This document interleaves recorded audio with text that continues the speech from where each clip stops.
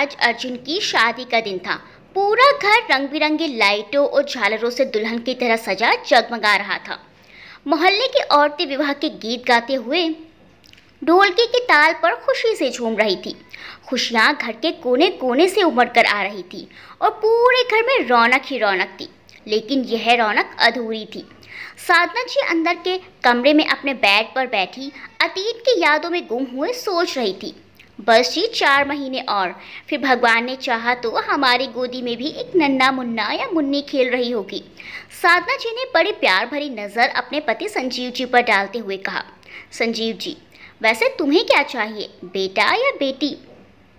मुझे तो जी एक प्यारा सा बेटा चाहिए, बिल्कुल आपके जैसा। पति के बात पर संजीव जी ने मुस्कुरा कर कहा, अच्छा, और आपको पता है मैंने तो अपने बेटे का नाम भी सोच लिया है, अर्जुन। हम अपने बेटे का नाम अर्जुन रखेंगे, अच्छा है ना? साधना जी ने पति से कहा। संजीव जी, हाँ साधना, बहुत ही प्यारा नाम सोचा है तुमने, परंतु अगर बेटी हुई तो?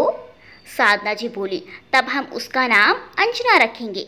संजीव जी ने कहा, चलो ये भी अच्छा है। फिर साधना जी बोली, फिर मैं अपने बेटे अर्जुन के लिए एक प्यारी सी बहू लाऊंगी और उसको मैं घर की राजकुमारी की तरह रखूंगी। मैं बाकी सासों जैसी बिल्कुल भी नहीं बनूंगी। इस पर संजीव जी हंसते हुए बोले, अरे वाह साधना, तुम तो इतनी अच्छी सास बनकर Guinness book of world records में अपना नाम दर्ज करवाओगी। इस पर साधना जी गर्व से सर ऊंचा उठाते हुए बोली, हाँ जी बिल्कुल। संजीव जी, तो फिर मैं भी कौन सा पीछे रहने वाला हूँ? तुम देखना, मैं भी अपनी बहू को बेटी की तरह प्यार दूंगा, उसे सर आंखों पर रखूंगा।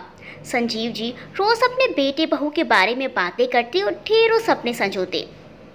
अतीत की यादों में डूबी साधना जी मन ही मन सोचने लगी, हमने क्या क्या सपने संजोए थे अपने बेटे, अपनी बहू, अपनी गृहस्थी के लिए, पर क्या पता था कि सपनों का संसार सजने से पहले ही उजड़ जाएगा।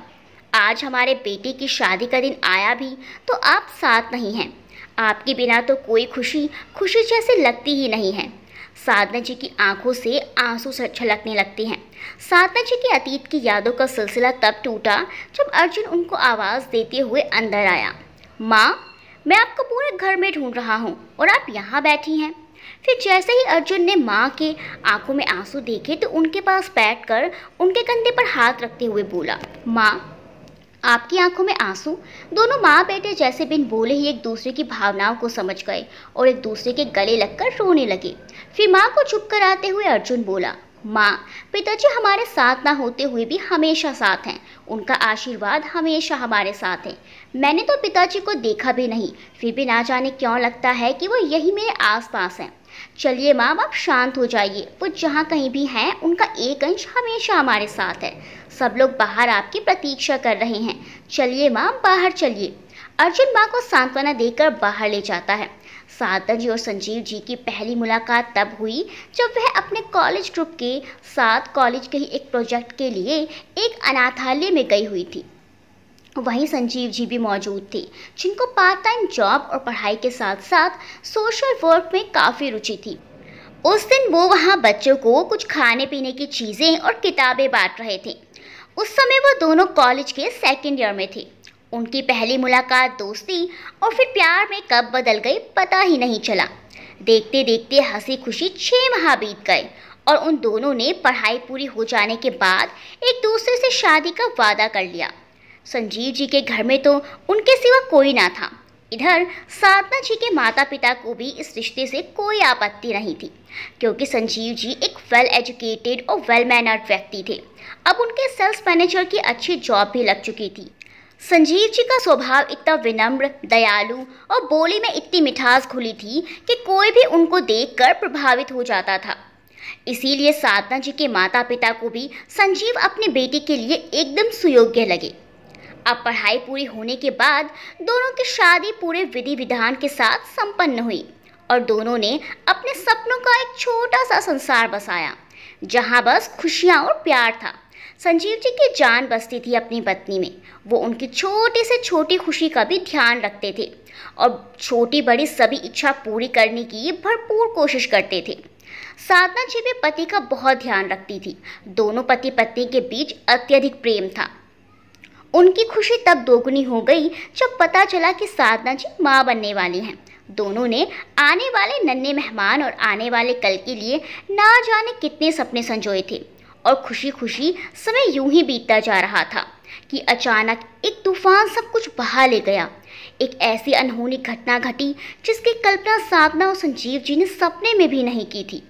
संजीव जी सेल्स मैनेजर की जॉब के कारण दूसरे शहरों में जाते रहते थे। एक दिन ऐसे ही वे किसी दूसरे शहर गए हुए थे।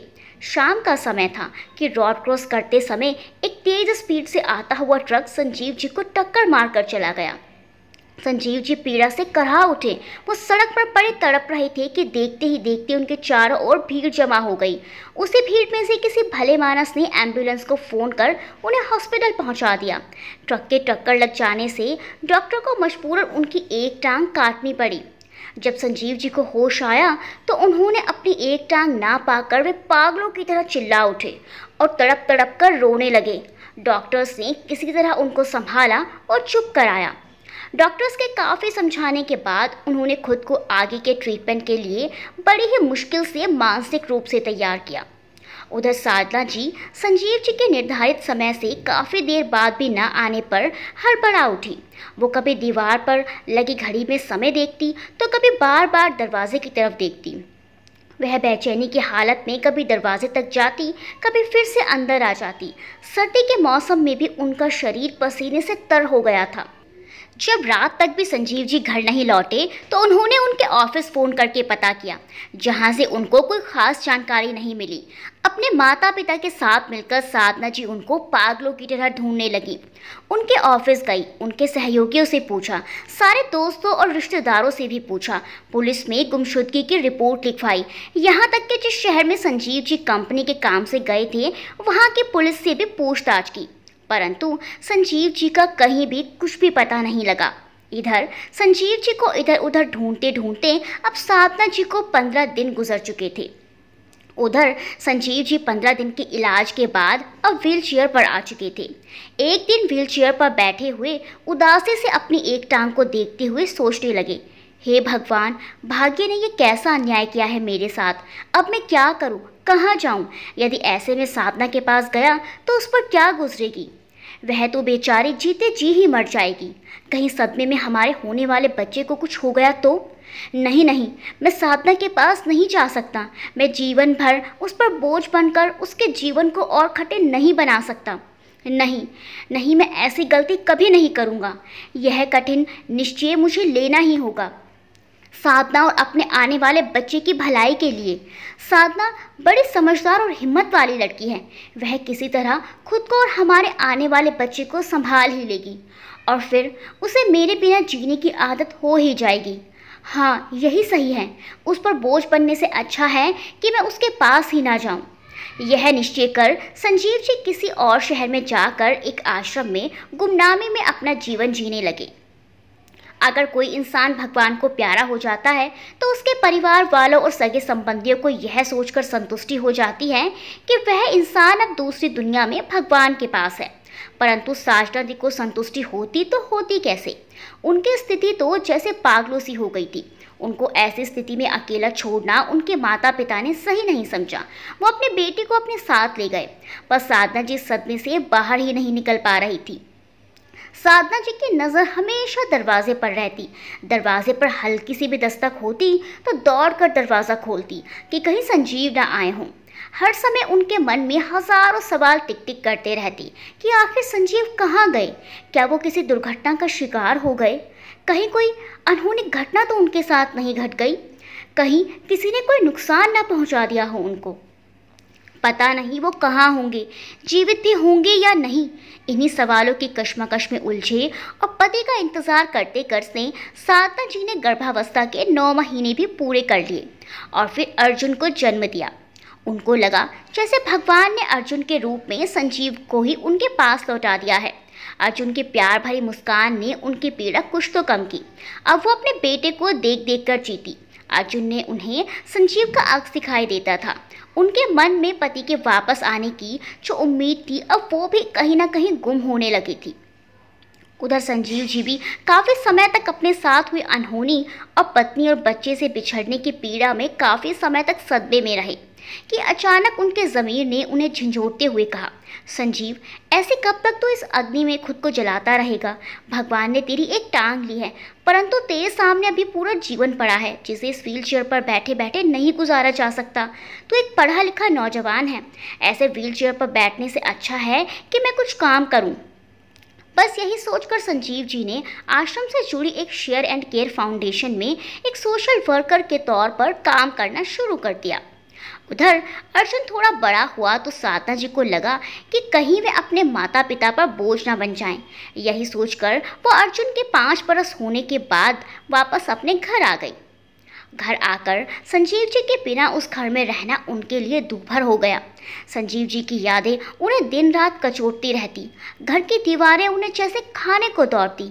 इसीलिए वो ये घर बेचकर दूसरे शहर में आ बसी और अर्जुन की अच्छी परवरिश करने के लिए एक स्कूल में अध्यापिका के तौर पर पढ़ाने लगी। और देखते ही देखते 25 बरस बीत गए। अर्जुन की भी अब एक मल्टीनेशनल कंपनी में अच्छी जॉब लग चुकी थी। जॉब लगने के बाद उसने अपनी माँ की अध्यापिका की नौकरी भी छुड़वा दी थी। और आज दिन था अर्जुन की शादी का। अर्जुन और प्रीति की शादी पूरे विधि विधान के साथ संपन्न हुई।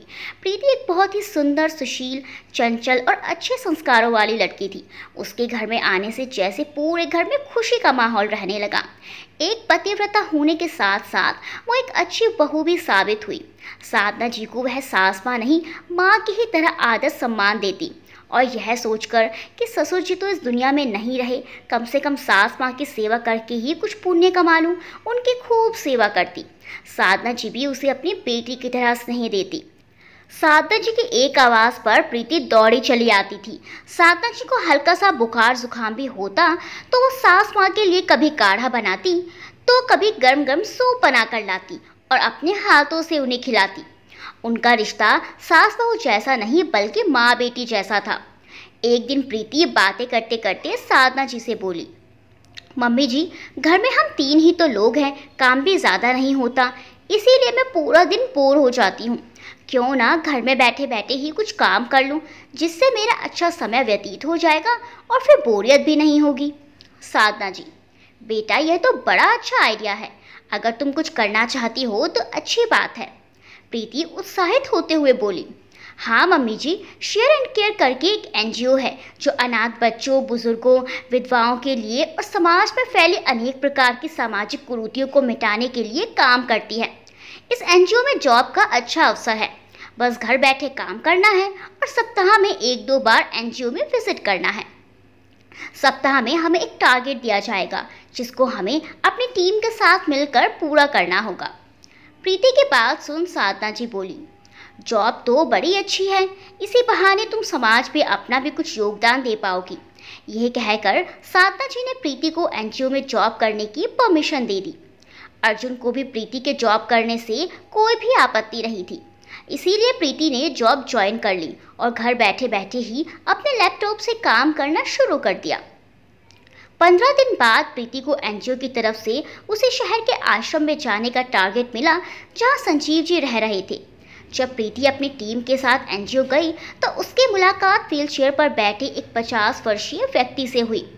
प्रीति की टीम के हेड ने व्हीलचेयर पर बैठे उस व्यक्ति से सबका औपचारिक परिचय कराते हुए बताया कि ये संजीव जी हैं, जो कि पिछले 25 सालों से हमारे NGO में एक सामाजिक कार्यकर्ता के रूप में काम कर रहे हैं।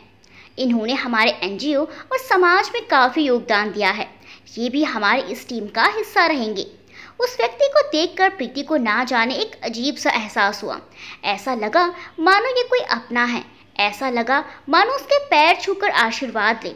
ऐसा लगा मानो उस व्यक्ति से उसका कोई पुराना रिश्ता हो। प्रीति को समझ नहीं आ रहा था कि कैसा एहसास है।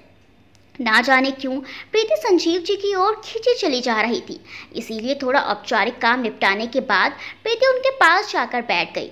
दोबारा से उनको जाकर प्रणाम किया और उनके पैर छूकर आशीर्वाद लिया।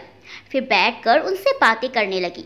बातों ही बातों में प्रीति ने संजीव जी से कहा, अंकल जी, आप पुराना माने तो एक बात पूछूं? संजीव जी, हाँ बेटा पूछो। प्रीति ने संजीव जी की टांग की तरफ इशारा करते हुए कहा, अंकल जी, ये सब कैसे हुआ? संजीव जी प्रीति की बात का उत्तर देते हुए बोले, बेटा, ये सब एक सड़क दुर्घटना में हुआ। बस भगवान को यही मंजूर था। फिर प्रीति ने पूछा, अंकल और आपकी फैमिली? संजीव जी ने फिर उत्तर दिया, बेटा मेरी कोई फैमिली नहीं, इसीलिए मैं यहाँ रहकर एक सामाजिक कार्यकर्ता के रूप में सामाजिक कुरीतियों को मिटाने का भरसक प्रयत्न करता हूँ। शायद मैं समाज के लिए, लोगों के लिए कुछ अच्छा कर पाऊँ। मैं अपने देश के लिए कुछ करना चाहता हूँ ताकि देश और समाज के लिए अपना योगदान देकर मैं सुकून से इस दुनिया से जाऊँ। इस पर प्रीति बोली, अंकल जी मुझे भी आपकी ही तरह ये सब करने का बड़ा ही शौक है। मैं अपने कॉलेज की एक छोटी सी एनजीओ की टीम का हिस्सा भी रह चुकी हूँ। प्रीति को उनसे बात करके एक अजीब सा अपनापन और दिल को सुकून मिला और संजीव जी को भी प्रीति से बात करके ऐसा ही एहसास हुआ जैसा प्रीति को हुआ। फिर तो प्रीति जब भी एनजीओ विजिट करती, संजीव जी और प्रीति साथ में बैठकर ढेर सारी बातें करते और खूब हंसी मजाक करते। देखते देखते उन दोनों के बीच एक प्यारा सा रिश्ता बन चुका था जिसे वो दोनों महसूस कर सकते थे। एक दिन प्रीति ने संजीव जी से कहा, अंकल नेक्स्ट टाइम आऊँगी तो मैं आपके लिए बढ़िया सा घर का बना हुआ खाना लाऊंगी। मेरी सास माँ क्या मज़ेदार खाना बनाती हैं। प्रीति की बात सुन संजीव जी मुस्कुराते हुए बोले, अच्छा ऐसा है तो फिर हम ज़रूर खाएंगे। अगली बार प्रीति अपनी सास माँ के हाथ के बने आलू के पराठे और मटर पनीर की सब्ज़ी पैक करके संजीव जी के लिए लेकर गई और डब्बा खोलते हुए बोली, लीजिए अंकल, मैं आपके लिए आलू के पराठे और मटर पनीर की सब्ज़ी लेकर आई हूँ। डब्बा खोलते ही संजीव जी ने एक जानी पहचानी खुशबू महसूस की।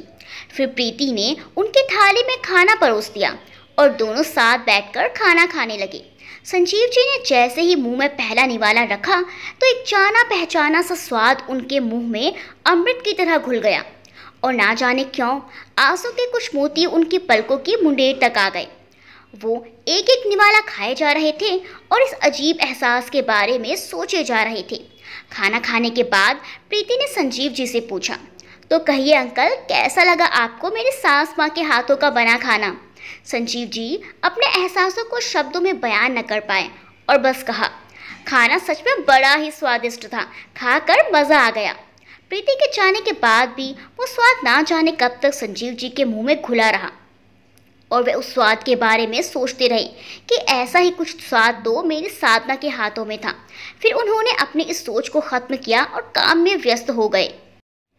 बहुत दिन हो गए हैं शिल्पा से मिले हुए, उससे मिलने का बड़ा ही मन हो रहा है। साधना जी प्रीति से कहती हैं तो प्रीति साधना जी को कहती हैं, मम्मी जी तो आप उनसे मिल क्यों नहीं आती हैं? इतना टाइम हो गया है आपको उनके यहाँ गए हुए और ना ही शिल्पा आंटी जी आई हैं। ऐसा करिए आज आप हो आइए, आज तो अर्जुन और मैं दोनों ही घर पर हैं। हाँ बेटा सही कह रही हो, आज उसकी खैर खबर ले ही आती हूँ। इतना कहकर साधना जी अपनी सहेली शिल्पा के घर जाने की तैयारी में लग जाती हैं, जिसमें उनकी मदद प्रीति करती है। साधना जी जब इस शहर में आई थी और जिस स्कूल में अध्यापिका की नौकरी की तो उसी स्कूल में शिल्पा जी भी अध्यापिका थी। तब शिल्पा जी ने उनका बड़ा ही साथ दिया था, तभी से दोनों में गहरी मित्रता हो गई थी। साधना जी ने अपनी अलमारी से अपनी साड़ियाँ बेड पर निकालते हुए प्रीति से पूछा, बेटा कौन सी साड़ी पहनूं? प्रीति ने बेड पर पड़ी हुई साड़ियों में से लाइट पिंक कलर की साड़ी खुद पर रखते हुए कहा, मम्मी जी आप यह वाली साड़ी पहनकर जाइए ना, शिल्पा आंटी जी भी आपको देखती रह जाएंगी। हाँ बेटा यही मुझे भी सबसे अधिक पसंद है, इसे ही पहनकर जाती हूँ। साधना जी बेड पर पड़ी साड़ी समेटने में लग जाती हैं तो प्रीति उन्हें ये कहकर भेज देती है, आप जाइए मम्मी जी, जल्दी तैयार हो जाइए। मैं किस लिए हूँ, मैं करती हूँ ना ये सब, आपको लेट हो जाएगा। साधना जी साड़ी लेकर तैयार होने चली जाती हैं। प्रीति उनकी साड़ियाँ समेटने लग जाती हैं। तभी अर्जुन प्रीति को आवाज़ लगाकर कहता है, प्रीति ज़रा मेरे लिए गर्मा गर्म कॉफ़ी बनाकर ले आना। ठीक है जी अभी लाती हूँ, कहकर प्रीति साड़ियाँ छोड़ कॉफ़ी बनाने लग जाती है। इतने प्रीति कॉफ़ी बनाती है, साधना जी भी तैयार होकर शिल्पा जी के घर के लिए निकल पड़ती हैं। प्रीति अर्जुन को कॉफ़ी देकर फिर से साधना जी के रूम में जाती है और साड़ियाँ अलमारी में रखने लग जाती हैं। वह अलमारी में घुसती है तो सोचती है बाकी के कपड़े निकाल कर अच्छे से लगा देती हूँ। जैसे ही वह अलमारी के सभी कपड़े निकालती है, कपड़ों के साथ साथ एक फ़ोटो नीचे ज़मीन पर गिर जाता है। जैसे ही प्रीति ज़मीन से उस फोटो को उठाती है और उठाकर अलमारी में रखने वाली ही होती है, उसकी नज़र फ़ोटो पर पड़ती है। फोटो पर नजर पड़ते ही प्रीति के होश उड़ जाते हैं। उसके चेहरे पर हवाइयाँ उड़ जाती हैं, क्योंकि फोटो में जो व्यक्ति है उसे देख प्रीति सोचने पर मजबूर हो जाती है, यह तो संजीव अंकल हैं। यह मम्मी जी के साथ इस फोटो में क्यों हैं? क्या संजीव अंकल ही मेरे ससुर जी हैं? लेकिन मुझे तो मम्मी जी ने बताया था कि मेरे ससुर जी अब इस दुनिया में नहीं हैं, तो यह जीवित कैसे? यह कैसे संभव है? आखिर क्या है ये सब? मुझसे क्या छुपाया जा रहा है? प्रीति वहीं खड़े खड़े खुद से ये सवाल किए जा रही थी। वह फोटो लेकर अर्जुन के पास गई और उसके पास बैठकर उसे वो फोटो दिखाते हुए पूछने लगी, अर्जुन, फोटो में ये व्यक्ति कौन है? अर्जुन प्रीति के हाथ से फोटो लेता और देखते ही भावुक होकर बोलता है, यही तो मेरे पिताजी हैं, जिन्हें मैं हर दिन मिस करता हूँ। मेरे बड़ा होने से पहले ही वो इस दुनिया में हमें अकेला छोड़कर चले गए। प्रीति, लेकिन अर्जुन, पापा को क्या हुआ था? अर्जुन, माँ बताती हैं कि उन्हें हार्ट अटैक आया था। प्रीति अर्जुन से अपने सवालों का जवाब ढूंढने की कोशिश करती है, लेकिन उसे अर्जुन से भी सटीक जवाब नहीं मिलता है। अर्जुन की आंखों में आंसू छलक आते हैं। प्रीति उत्साहित होकर बोलने ही वाली थी कि पापा जीवित हैं, लेकिन उसने खुद को रोक लिया और सोचने लगी कि पहले मुझे जानना होगा आखिर हुआ क्या था। मम्मी जी ने तो अर्जुन से भी छुपाया हुआ है। आखिर बात क्या है, इसका पता मुझे खुद ही लगाना होगा। और वो फोटो उसी जगह रख देती हैं। शाम में जब साधना जी शिल्पा जी के यहाँ से आ गई तो तीनों ने मिलकर खाना खाया। खाना खाते हुए प्रीति बोल पड़ती है, मम्मी जी, पापा जी को क्या हुआ था? साधना जी मुंह में निवाला देते देते रुक गई। बेटा, तुम्हें इस टाइम अचानक से खाना खाते हुए पापा कहाँ से याद आ गए हैं? प्रीति, वो मम्मी जी, बस ऐसे ही आज पापा जी के बारे में जानने का मन है। वो कैसे दिखते थे, उन्हें क्या क्या पसंद था और उन्हें क्या हुआ था? अर्जुन खाना खाते हुए बोलता है, अरे प्रीति, खाना तो खा लो, बाद में पूछ लेना माँ से। खाना खाने के बाद प्रीति साधना जी का हाथ पकड़कर उनके रूम में ले जाती है और उनसे अपने ससुर जी के बारे में पूछती है, तो साधना जी उसे सब बता देती हैं। सारी बातें सुनने के बाद प्रीति उन्हें भी नहीं बताती है कि उनके पति जीवित हैं। उसके मन में कुछ और ही चल रहा था। वह सोचती है कि यही कारण था कि मैं संजीव अंकल से इतना प्रभावित क्यों थी। यही कारण था कि वे भी मेरी ओर खींचते चले गए। हमारा तो गहरा रिश्ता है, वो मेरे ससुर जी हैं, मेरे पापा जी हैं। मुझे मम्मी जी और पापा जी और अर्जुन को मिलवाना होगा, लेकिन कैसे? इनकी नज़रों में तो वो एक मृत व्यक्ति हैं। क्या मम्मी को गुस्सा आएगा कि वो इतने साल कहाँ रहे, या फिर उन्हें देखकर इमोशनल हो जाएंगी? जो भी है, मुझे इस पूरे परिवार को एक करना है। इसी सोच के साथ प्रीति अपने काम को मंजिल तक पहुंचाने में लग जाती है।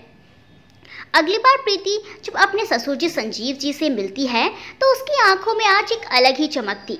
उनसे मिलकर प्रणाम करके पैर छूने का काम तो वो पहले भी करती थी, लेकिन आज उसकी खुशी का अंदाज़ा लगाना मुश्किल था। वह बहुत गौर से संजीव जी को देखे जा रही थी। तभी संजीव जी की नज़र प्रीति पर पड़ती है तो वह कहते हैं, बेटा क्या बात है, ऐसे क्या देख रही हो? प्रीति, कुछ नहीं अंकल जी, आपने आज तक मुझे नहीं बताया कि आपका परिवार कहाँ है। आपके तो बच्चे भी होंगे। मैंने आपसे पहले भी पूछा था, आपने तब भी मेरी बात काट दी थी। आज तो आपको बताना ही पड़ेगा। अंकल जी बताइए ना। संजीव जी, बेटा मेरे बारे में जानकर क्या करोगे तुम, जिसके जीवन का कोई ओर सोड़ ही नहीं है। बस अब तो जितने दिन बचे हैं यूं ही इधर उधर घूमने में निकल जाएंगे। आप तो बस मौत का ही इंतज़ार है। प्रीति, अंकल जी आप कैसी बातें कर रहे हैं? आपके सामने तो अभी पूरा जीवन पड़ा है। ऐसी नीरस बातें आज आप कैसे कर रहे हैं? आप तो खुद मेरी प्रेरणा हैं। आपसे मिलकर तो मैंने जीवन के मायने जाने हैं। आप कुछ नहीं बताना चाहते तो मत बताइए, लेकिन ऐसी बातें मत करिएगा आगे से आप। संजीव जी, ठीक है बेटा, नहीं करूँगा। प्रीति घर आ जाती है और घर आकर साधना जी और अर्जुन से कहती है, मम्मी जी, अर्जुन, क्या मैं मेरे अंकल जी को घर दावत पर बुला सकती हूँ? साधना जी, हाँ बेटा, क्यों नहीं। अर्जुन, लेकिन प्रीति, वह अंकल कौन है? क्या तुम उन्हें अच्छे से जानती हो? आज के समय में किसी पर विश्वास भी तो नहीं किया जा सकता। प्रीति, अर्जुन, वह अंकल जी बहुत अच्छे हैं, मैं उन्हें अच्छे से जानती हूँ। वह मुझे बेटी मानते हैं और मैं उन्हें अपने पिताजी। साधना जी, ठीक है बेटा, कल तुम उन्हें बुला लेना, हम अच्छे अच्छे पकवान बना लेंगे। अर्जुन, माँ तुम भी प्रीति की बातों में आ रही हो, क्या पता कौन है क्या है, ऐसे किसी को भी घर में बुला लेंगी क्या? प्रीति, अर्जुन, तुम उनसे मिलोगे ना तो उनके ही होकर रह जाओगे, ऐसा जादू है उनमें। अर्जुन, अच्छा जी, ऐसा क्या जादू है, हम भी देखें जरा। ठीक है फिर बुला लेना, कल मेरी छुट्टी भी है। प्रीति, इसीलिए ही कल बुला रही हूँ। प्रीति संजीव जी को फ़ोन कर घर आने के लिए बोल देती है। पहले संजीव जी मना कर देते हैं, लेकिन प्रीति के बार बार आग्रह करने पर वह आने के लिए तैयार हो जाते हैं। फिर प्रीति और साधना जी कल की तैयारी में लग जाती हैं। बढ़िया बढ़िया पकवान बनाने की तैयारी चल रही थी। उधर संजीव जी को अजीब सा महसूस हो रहा था। वह अजीब सी दुविधा में थे। मैंने प्रीति को बोल तो दिया है, लेकिन जाऊंगा कैसे, और अगर ना गया तो अपनी प्यारी सी बेटी को खो दूंगा। ठीक है फिर चलता ही हूँ, देखा जाएगा। अगले दिन संजीव जी आने की तैयारी में लगे हुए थे और साधना जी सब बातों से बेखबर उनके आने के स्वागत में लगी थी। दोपहर के 12 बज चुके थे। संजीव जी का अता पता ही नहीं था कुछ। तो प्रीति उन्हें फ़ोन करती है तो वो बोलती हैं, बेटा बस निकल ही रहा हूँ। प्रीति की बेचैनी बढ़ती जा रही थी। वो हर 20 मिनट में संजीव जी को कॉल करती जा रही थी। दोपहर का 1 बज चुका था। प्रीति के हाथ पांव फूल रहे थे। वह तैयारी के साथ साथ बहुत उत्साहित थी। तभी प्रीति के पास संजीव जी का फ़ोन आता है। बेटा मैं आ गया हूँ, तुम्हारे बताए हुए पते पर। तुम बाहर आ सकती हो मुझे लेने? हाँ जी अंकल जी, मैं बस अभी आई। प्रीति की आंखें चमक उठी। उसका उत्साह बढ़ता जा रहा था। आज उसके सास ससुर पूरे 25 सालों बाद आमने सामने होंगे, सोच सोच कर बड़ी उत्साहित थी। वह घर से बाहर गई। गली के बाहर संजीव जी को देखा। प्रीति ने नमन किया और पैर छूकर आशीर्वाद दिया। फिर उनकी व्हीलचेयर चलाते हुए घर के दरवाजे पर ले गई। जैसे ही प्रीति उन्हें अंदर लाती है, साधना जी सामने बड़े हड़बड़ी में अपने माथे के पसीने साफ करते हुए काम किए जा रही थी। कुछ सामान उठाते हुए अचानक अंदर आते हुए उनकी नज़र जब संजीव जी पर और संजीव जी की नज़र जब साधना जी पर पड़ी तो बिजलियां टूट पड़ी। पूरा घर हिलते हुए नजर आ रहा था। साधना जी को अपनी आंखों पर विश्वास नहीं हुआ। वे और थोड़ा करीब आई। उन्होंने संजीव जी को गौर से देखा। गौर से देखती रही। संजीव जी के मुंह से निकला साधना, साधना जी के मुंह से निकला संजीव। प्रीति उन दोनों को एकटक देखे जा रही थी। तभी अर्जुन भी अंदर रूम से बाहर आया। तो उसने पहले संजीव जी को पहचाना नहीं, फिर उसने गौर से देखा तो पहचान लिया। वह भी अपने पापा को जीवित देखकर अवाक रह गया। और इसी के साथ साधना जी बेहोश होकर नीचे गिरने ही वाली थी कि अर्जुन ने अपनी माँ को संभाल लिया। सब घबरा गए। संजीव जी को कुछ समझ नहीं आ रहा था। अर्जुन ने अपनी माँ को रूम में लेटाया। प्रीति संजीव जी को साधना जी के पास ही ले गई। साधना जी को होश में लाया गया। दोनों एक दूसरे को देखे जा रहे थे। साधना जी के मन में गुस्सा भरा हुआ था और सवालों की एक दुनिया बसी हुई थी।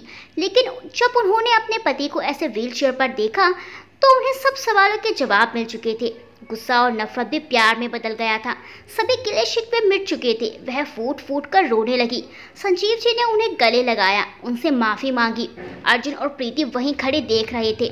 साधना जी ने अर्जुन को पास बुलाया और कहा, ये आपका बेटा है जिसके लिए आपने इतने सपने संजोए थे। अर्जुन संजीव जी के गले लग गया और बेतहाशा रोया। सबकी आंखें आंसुओं से भर आई।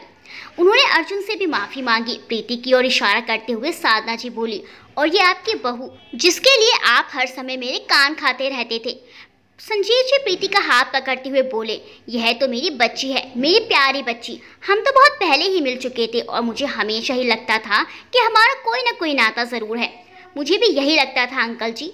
नहीं अंकल नहीं, पापा जी, प्रीति ने दांतों में जीभ भींचते हुए कहा तो सब हंसने लगे। इतने सालों बाद पति पत्नी के मिलन से पूरा घर चहक उठा था। पूरा परिवार आज एक साथ था। सबने खाना खाया और रात में बैठकर संजीव जी ने सारी आपबीती सुना डाली। सारी बातें सुनकर सब फिर से भावुक हो उठे और सबकी आंखों में आंसू छलक आए। अगले दिन प्रीति ने अपने सास ससुर जी के पुनः विवाह पर सबसे आग्रह किया। पहले तो साधना जी और संजीव जी राजी नहीं हुए, फिर अर्जुन ने भी जिद की और दोनों ने उन्हें मना लिया। लेकिन उन्हें अर्जुन की शादी का बड़ा चाव था। उन्होंने भी अपनी इच्छा जाहिर की। सब राजी हो गए और एक छोटा सा प्रोग्राम आयोजित किया गया जिसमें सब खास लोग शामिल हुए। शिल्पा जी भी इस आयोजन में शामिल हुई थी।